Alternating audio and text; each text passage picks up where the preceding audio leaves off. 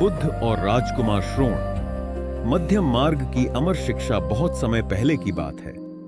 मगध राज्य में श्रोण नाम का एक राजकुमार रहता था। वह अत्यंत धनवान, सुंदर और शक्तिशाली था, लेकिन उसके स्वभाव में विनम्रता का अभाव था। उसे दूसरों को नीचा दिखाने और उनका अपमान करने में आनंद आता था।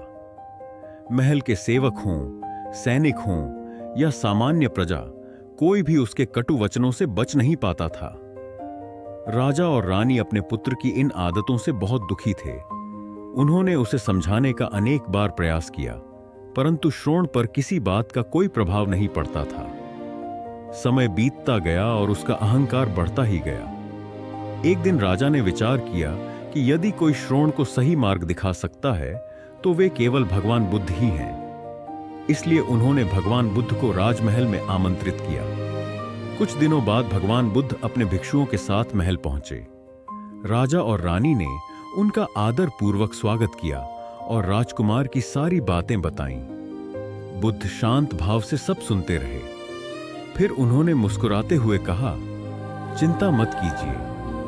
प्रत्येक मनुष्य के भीतर अच्छाई का दीपक होता है। कभी कभी उस पर केवल अज्ञान का पर्दा पड़ जाता है, जब अंधकार आस्ताता है। उस दिन संध्या को राजमहल में एक विशाल सभा का आयोजन किया गया। भगवान बुद्ध ने जीवन, करुणा, प्रेम और विनम्रता पर अपना उपदेश देना प्रारंभ किया। प्रारंभ में श्रोण केवल अपने पिता के आग्रह पर वहां बैठा था। उसका मन प्रवचन में नहीं लग रहा था, लेकिन जैसे जैसे बुद्ध के शब्द उसके कानों में पड़ते गए, उसके भीतर कुछ बदलने लगा। बुद्ध ने कहा, जो व्यक्ति दूसरों को दुख देकर स्वयं को महान समझता है, वह वास्तव में सबसे बड़ा दुखी होता है। सच्ची महानता दूसरों को सम्मान देने में है, अपमान करने में नहीं। ये शब्द सीधे श्रोण के हृदय में उतर गए। उसे अपने द्वारा किए गए अनेक अपमान याद आने लगे। उसे लगा मानो कोई उसके भीतर का दर्पण साफ कर रहा हो। प्रवचन समाप्त हुआ। सभा में गहरा मौन छा गया। तभी सभी ने देखा कि राजकुमार श्रोण उठकर धीरे धीरे भगवान बुद्ध के पास गया और उनके चरणों में गिर पड़ा। उसकी आंखों से पश्चाताप के आंसू बह रहे थे। भगवान, उसने कहा, मैंने अपने अहंकार में अनेक लोगों को दुख पहुंचाया है। कृपया मुझे क्षमा करें और सही मार्ग दिखाएं। बुद्ध ने उसे उठाया और प्रेम से कहा, जिस क्षण मनुष्य अपनी भूल स्वीकार कर लेता है, उसी क्षण उसके परिवर्तन की यात्रा प्रारंभ हो जाती है। उस दिन से श्रोण भगवान बुद्ध का शिष्य बन गया। उसने बौद्ध धर्म की दीक्षा ग्रहण की और अपने जीवन को सुधारने का संकल्प लिया। समय बीतने लगा। श्रोण अपने पुराने पापों को याद करके बहुत दुखी रहता था। उसे लगता था कि उसने इतने लोगों को कष्ट पहुंचाया है कि साधारण तपस्या से उसका प्रायश्चित्त नहीं हो सकता। इसी विचार से उसने अत्यंत कठोर तपस्या शुरू कर दी। उसने स्वादिष्ट भोजन छोड़ दिया, आरामदायक वस्त्र त्याग दिए और धीरे धीरे अन्न और जल का सेवन भी बहुत कम कर दिया। दिन बीतते गए। उसका शरीर कमजोर होने लगा। चेहरा पीला पड़ गया। हाथ पैर कांपने लगे। लेकिन वह सोचता था कि जितना अधिक कष्ट वह स्वयं को देगा, उतनी ही जल्दी उसके पाप समाप्त होंगे। जब भगवान बुद्ध को इसकी सूचना मिली तो वे स्वयं उसे देखने पहुंचे। उन्होंने देखा कि कभी स्वस्थ और बलवान रहने वाला श्रोण अब अत्यंत दुर्बल हो चुका था। बुद्ध उसके पास बैठ गए। उन्होंने स्नेहपूर्वक उसके सिर पर हाथ फेरा और पूछा, श्रोण, क्या तुम पहले वीणा बजाया करते थे? श्रोण ने उत्तर दिया, हाँ भगवान, संगीत मेरा प्रिय विषय था। बुद्ध ने पूछा, यदि वीणा के तार बहुत ढीले कर दिए जाएं, तो क्या उससे मधुर संगीत निकल सकता है? नहीं भगवान। और यदि तारों को बहुत अधिक कस दिया जाए, तब वे टूट सकते हैं और वीणा भी नष्ट हो सकती है। बुद्ध मुस्कुराए और बोले, तो फिर मधुर संगीत कब निकलता है? श्रोण ने उत्तर दिया, जब तार न अधिक ढीले हों और न अधिक कसे हुए, बल्कि उचित संतुलन में हो। तब भगवान बुद्ध ने कहा, ठीक यही बात जीवन पर भी लागू होती है। पहले तुम भोगविला और अहंकार में डूबे हुए थे, अब तुमने दूसरी चरम सीमा पकड़ ली है और स्वयं को अत्यधिक कष्ट दे रहे हो। दोनों ही मार्ग गलत हैं। श्रोण ध्यानपूर्वक सुन रहा था। बुद्ध आगे बोले, जीवन एक वीणा के समान है। यदि हम उसे बहुत ढीला छोड़ दें तो आलस्य और अज्ञान बढ़ते हैं। यदि हम उसे अत्यधिक कस दें तो शरीर और मन टूट जाते हैं। सफलता, शांति और ज्ञान उसी को प्राप्त होते हैं जो संतुलन बनाए रखता है। इसी संतुलन का नाम मध्यम मार्ग है। ये शब्द सुनकर श्रोण की आंखें खुल गईं। उसे समझ में आ गया कि सच्चा प्रायश्चित्त स्वयं को कष्ट देने में नहीं, बल्कि सही जीवन जीने में है। उसने उसी क्षण कठोर तपस्या का त्याग कर दिया और बुद्ध के बताए मध्यम मार्ग का अनुसरण करने लगा। वह नियमित साधना करता, लोगों की सेवा करता और सभी के प्रति विनम्र व्यवहार रखता। धीरे धीरे वही राजकुमार जो कभी अपने अहंकार के लिए प्रसिद्ध था, अपनी करुणा, दया और विनम्रता के लिए सम्मानित होने लगा। लोग उसके पास प्रेरणा लेने आने लगे। एक दिन बुद्ध ने अपने शिष्यों से कहा, जिस प्रकार वीणा के संतुलित तार मधुर संगीत उत्पन्न करते हैं, उसी प्रकार संतुलित जीवन मनुष्य को शांति, सुख और ज्ञान प्रदान करता है। उस दिन से श्रोण का जीवन अनेक लोगों के लिए प्रेरणा बन गया। शिक्षा, मॉरल, जीवन में किसी भी बात की अति अच्छी नहीं होती, न अत्यधिक भोग और न ही अत्यधिक कठोरता। सफलता, शांति और सुख का मार्ग संतुलन और मध्यम मार्ग में ही छिपा है। बुद्ध और राजकुमार गध राज्य का राजकुमार श्रोण बेहद उदंड था। उसको दूसरों के मग अपमान में आनंद की अनुभूति होती थी। दूसरों को अपमानित करने में वह उम्र का ख्याल भी नहीं करता था। जब माता पिता उसकी हरकतों से बहुत परेशान हो गए तो उन्होंने अपने महल में भगवान बुद्ध को आमंत्रित किया। बुद्ध जब महल में आए तो उन्होंने राजकुमार के विषय में सभी बातें सुनी।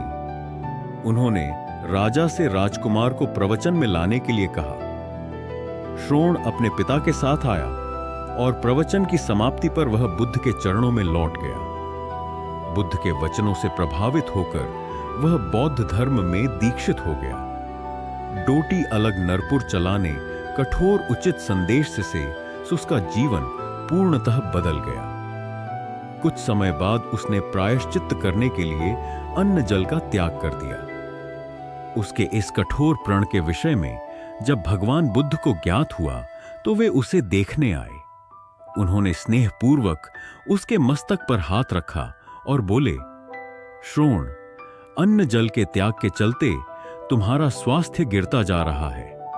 तुम संगीत के जानकार हो, अतः उससे जुड़े मेरे एक प्रश्न का उत्तर दो। क्या वीणा के तार ढीले करने पर उससे स्वर लहरी फूटती है? श्रोण ने जवाब दिया, नहीं भगवान। बुद्ध ने पुनः प्रश्न किया, तब तो तारों को खूब कसना पड़ता होगा। श्रोण बोला, नहीं, अधिक कसने से तार टूट सकते हैं। तब तथागत बोले, वीणा से मधुर संगीत निकालने के लिए उसके तारों को न तो अधिक ढीला रखना चाहिए और न ही अधिक कसना चाहिए। इसी प्रकार हमारा जीवन भी एक वीणा की तरह ही है, जिसे भली भांति चलाने चलाने के लिए सभी वस्तुओं का पूर्ण त्याग उचित नहीं है। श्रोण ने कठोर प्रतिज्ञा से मुक्ति ले ली और सहज जीवन जीने लगा। यह कथा जीवन को नैसर्गिक तरीके से जीने पर बल देती है, जिसमें उचित आवश्यकताओं की पूर्ति और अतिरिक्त इच्छाओं पर नियंत्रण का संदेश शामिल है। यदि जीवन को आवश्यकता, पूर्ति और संयम के संयोग से संचालित किया जाए तो परम शांति प्रदायक होता है। राजकुमार श्रोण का अहंकार मगध का राजकुमार श्रोण बहुत घमंडी और उदंड था। उसे लोगों का अपमान करने में आनंद आता था। राजा और रानी उसकी आदतों से दुखी थे। भगवान बुद्ध का महल में आगमन राजा ने भगवान बुद्ध को महल में आमंत्रित किया। बुद्ध ने श्रोण को अपने प्रवचन में बुलाने को कहा। बुद्ध के उपदेश का प्रभाव, बुद्ध ने करुणा, प्रेम और विनम्रता का संदेश दिया। श्रोण के हृदय में परिवर्तन आया। वह बुद्ध के चरणों में गिर पड़ा और अपनी गलतियों पर पश्चाताप किया। बौद्ध धर्म की दीक्षा श्रोण ने बुद्ध का शिष्य बनकर बौद्ध धर्म स्वीकार किया। उसने अपना जीवन सुधारने का संकल्प लिया। कठोर तपस्या, पुराने पापों के प्रायश्चित्त के लिए श्रोण ने कठोर तपस्या शुरू की। उसने अन्न जल का त्याग कर दिया। उसका स्वास्थ्य तेजी से गिरने लगा। बुद्ध और वीणा का उदाहरण, बुद्ध श्रोण से मिलने आए। उन्होंने पूछा, क्या ढीले तारों वाली वीणा मधुर संगीत दे सकती है? श्रोण ने कहा, नहीं। बुद्ध ने पूछा, क्या बहुत कसे हुए तार सही हैं? श्रोण ने कहा, नहीं, वे टूट सकते हैं। मध्यम मार्ग की शिक्षा बुद्ध ने समझाया कि जीवन भी वीणा की तरह है। न अत्यधिक भोग सही है, न अत्यधिक कठोर तपस्या। संतुलन ही सफलता और शांति का मार्ग है। श्रोण का वास्तविक परिवर्तन, श्रोण ने मध्यम मार्ग अपनाया। वह दयालु, विनम्र और लोगों की सेवा करने वाला व्यक्ति बन गया। उसका जीवन दूसरों के लिए प्रेरणा बन गया। सबसे प्रभावशाली संवाद, जिस प्रकार वीणा के तार न अधिक ढीले होने चाहिए और न अधिक कसे हुए, उसी प्रकार जीवन में भी संतुलन आवश्यक है। यही मध्यम मार्ग है। समझना चाहेगा, वह तुम्हारी खामोशी में भी तुम्हें समझ लेगा। अपनी दिल की बातों को संभाल कर रखो, क्योंकि हर कोई तुम्हारी भावनाओं की कीमत नहीं समझेगा। दुनिया में बुराई हो सकती है, धोखा हो सकता है, लेकिन अगर तुम अच्छे बनना चाहो तो तुम्हें कोई रोक नहीं सकता। तुम्हारे कर्म ही तुम्हारी पहचान है, क्योंकि एक नाम के हजारों इंसान हो सकते हैं। डर को निकाल दो, क्योंकि जो खुद की तकदीर खुद नहीं लिखता, उसके लिए दुनिया अपनी शर्तें तय कर देती है। हर उस चीज से दूर हो जाओ जो तुम्हारी सफलता को रोक रही है। जीवन में आगे बढ़ने के लिए जरूरी नहीं कि हम नए रास्ते खोजें। कभी कभी बस पुराने बंधनों से मुक्त होना ही काफी होता है। जो लोग तुम्हारी सही बातों का भी गलत मतलब निकालते हैं, उनके सामने सफाई देने में अपना समय बर्बाद मत करो। समझने वाले को सफाई की जरूरत नहीं होती, और जो गलत समझना चाहता है, उसे कितना भी समझाओ, वह नहीं समझेगा। जो रिश्ता हमें रुला दे, उससे गहरा कोई रिश्ता नहीं, और जो रिश्ता हमें रोते हुए छोड़ दे, उसे कमजोर कोई रिश्ता नहीं।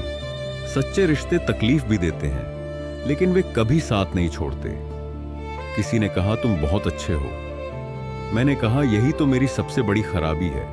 इस दुनिया में अच्छाई को कमजोरी समझा जाता है, लेकिन याद रखना, अच्छाई हमेशा अंत में जीतती है, क्योंकि सत्य और प्रेम की शक्ति सबसे ऊपर होती है। वह कहीं नहीं जाएगा। जो सच में तुम्हारे लिए है, वह हमेशा तुम्हारे साथ रहेगा।